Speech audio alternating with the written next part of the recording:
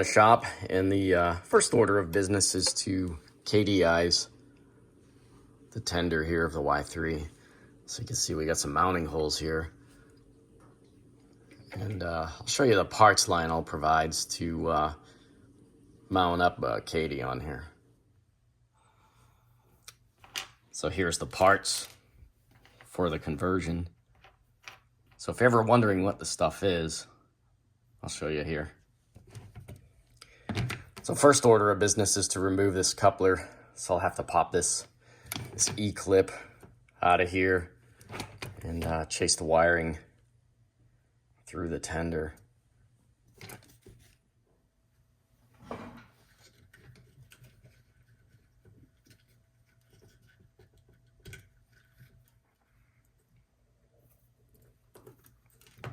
I don't know if I can get this through the hole here.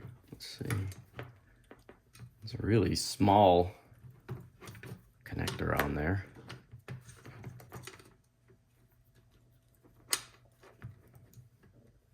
I'll have to probably pop the pins on that. I don't think I can convince that to come down through here.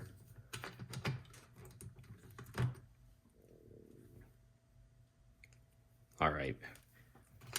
Now they should come out.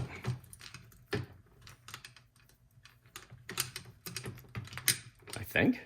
I'll wait and pull on the thread up through there. Now we're free.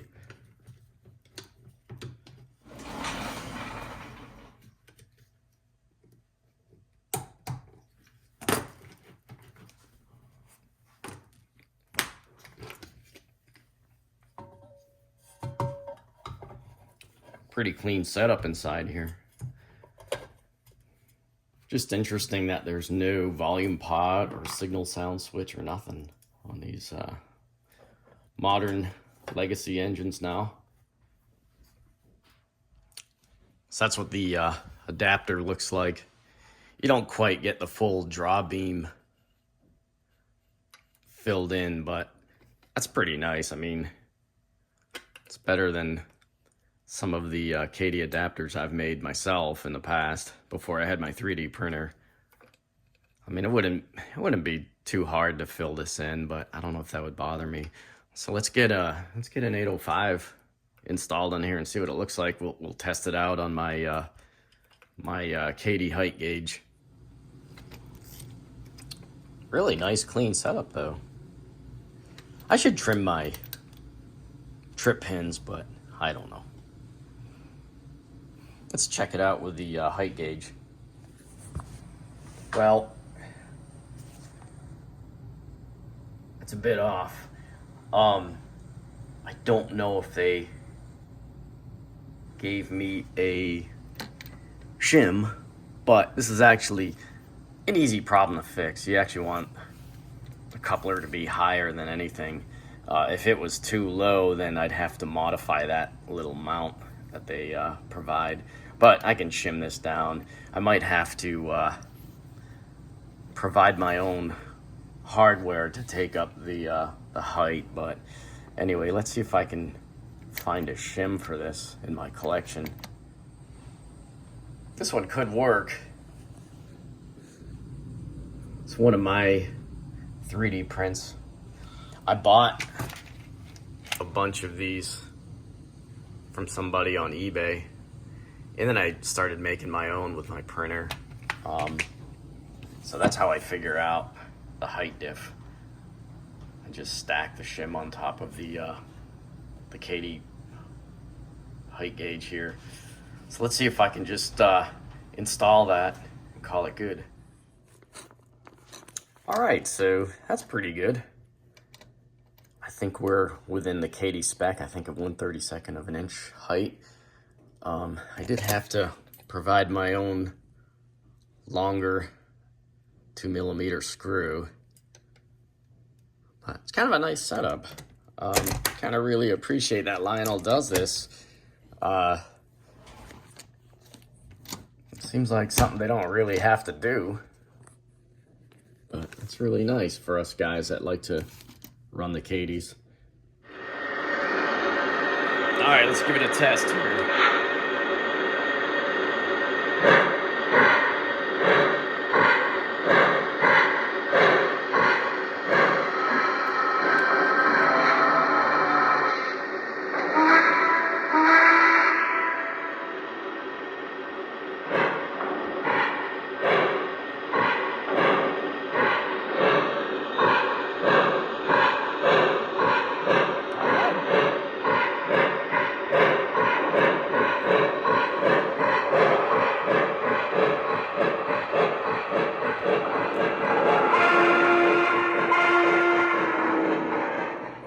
Since I expect the Y3 to be very thirsty in its duties on my railroad, I have this nice TMCC era auxiliary water tender. And this is from the TMCC era. And for those that aren't aware, these would have been equipped with command control electrocouplers and directional lighting. So I'm going to work on removing the electrocouplers and fashioning some 3D printed Kadee mounts.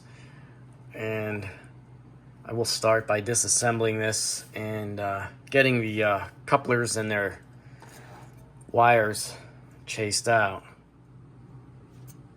So here's what the innards look like. And here's our old friend, an LCRX. These were used in the old crew talk cabooses. And these are from the very early TMCC days. As you can see, the dates, 1998 here on this pick chip.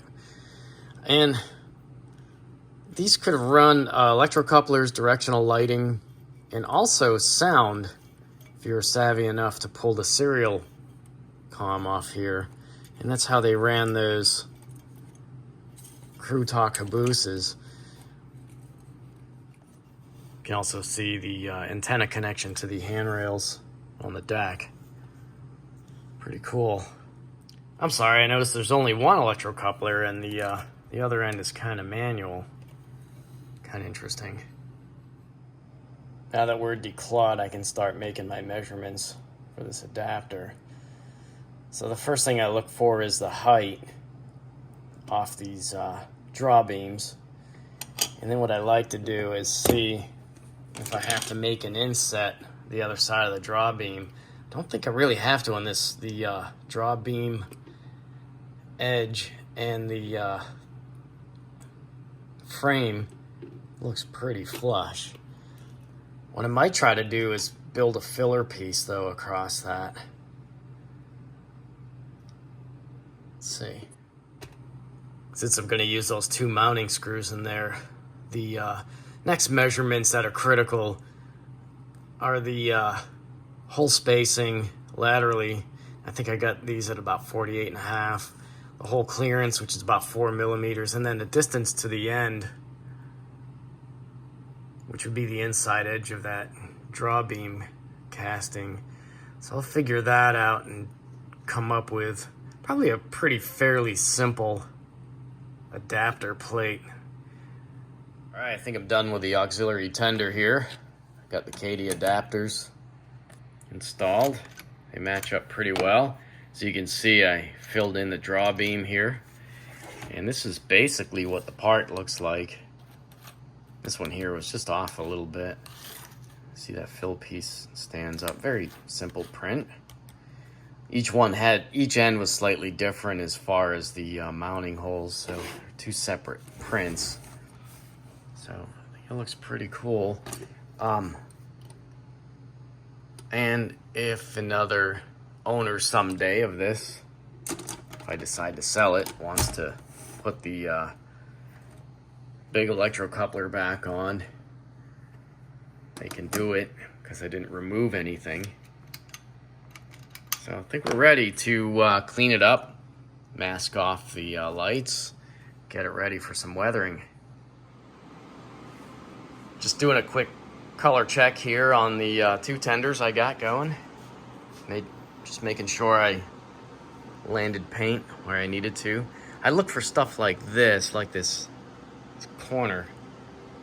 I don't know if that got rubbed out or what, but it'll just go back in the shop and get squirted real quick with some grimy black. So you can see I've done some mild dry brushing just for some streaking and stuff. And what I like to do, I've demonstrated the dry brushing before. What I like to do is just give it a real quick coat of grimy black after I'm done. It can tone down some of the obvious dry brush streaks. And you know, if you have a section that you don't like, you think you overdid it, you can kind of blend it in a little bit with some more grimy black. So pretty basic weathering job on this.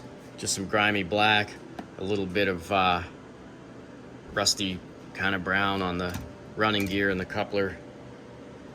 See, I got my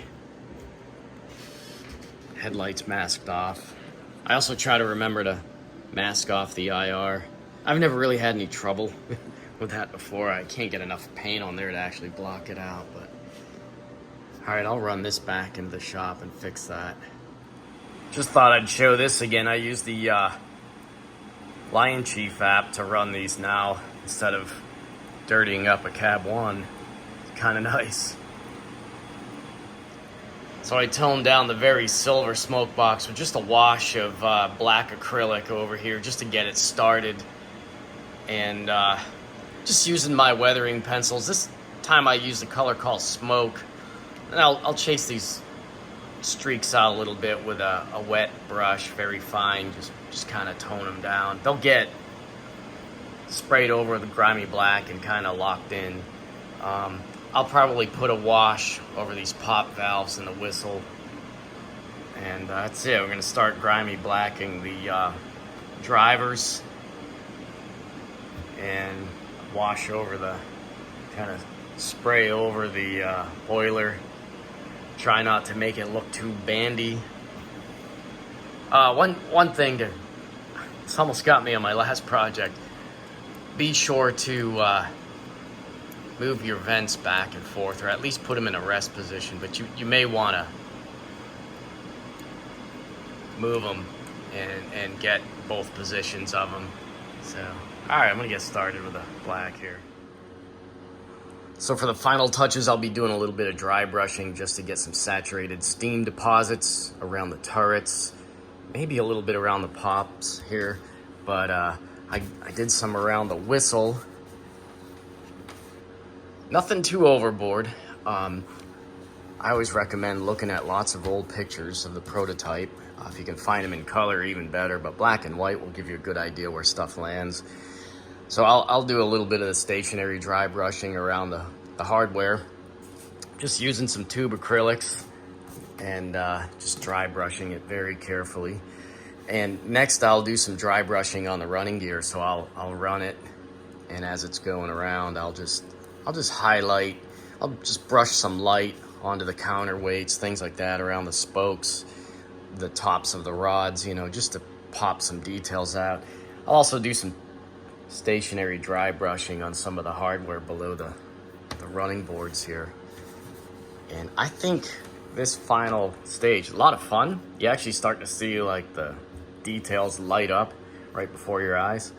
So I'll be doing that, and then pull off the masking tape and take it out to the layout for a color test. I'll also clean the wheels. I got my Q-tips on the ready here. So we'll get to it. My only recommendation is to do this sparingly and be careful that you don't want to attack your running gear with a brush. You don't want it jammed in there. We're on the big torque end of our gearbox here, so you can bend things up. You want to avoid that. I'm just running it just to do this kind of action, you know, and you'll see those counterweights kind of light up a little bit around the edges.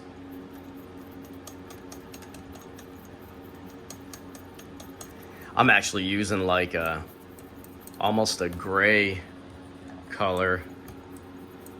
Again, you know, you're just kind of highlighting details, you know.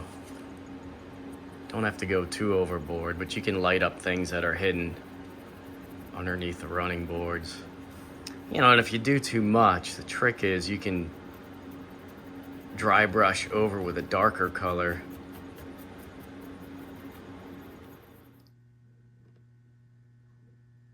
As you can see, the Y3 and the auxiliary tender I set up for it are both on the layout now, ready for duty. I had already started to film some of the final run montage when I noticed some of my valve gear was out of adjustment on this rear set of Baker valve gear here. This valve rod was a little drooped down, so my combination lever and union link here were kind of flopping around a little spastically. So there is a screw in here that you can get at, and you can adjust the angle of this valve rod to kind of hold up the valve stem going into the valve.